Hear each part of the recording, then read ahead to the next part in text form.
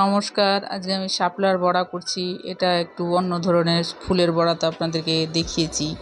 এবারে ডাঁটগুলোর আমি বড়া করব।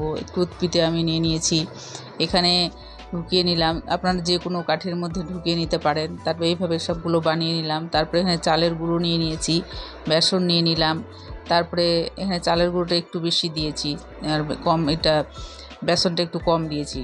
লঙ্কার গুঁড়ো, হলুদের গুঁড়ো, লবণ স্বাদ মতো, আর একটু কালো জিরে দিয়ে খুব ভালো করে ফেটিয়ে নেব। এখানে সামান্য একটু চিনি দেবেন, আমি একটু দিয়েছি, এটা দেখাতে পারলাম না। তারপরে এখানে আমি কড়াইয়ের মধ্যে তেল দিয়ে চারটে করে করে ভেজে নেব। অল্প করেই তেল দিয়ে আপনারা সবাই জানেন। তা আমি তেল দিয়ে অল্প অল্প করে ভেজে নিলাম। এই বড়াটা খুবই ভালো লাগে খেতে, আপনারা খাবেন। যদি ভালো লাগে লাইক, শেয়ার, কমেন্ট করবেন, আর সাবস্ক্রাইব করতে ভুলবেন না। যারা নতুন আছেন তাদের কাছে অনুরোধ আমাকে একটু সাবস্ক্রাইব করে দেওয়ার জন্য। ধন্যবাদ। নমস্কার, আজকে আমি শাপলার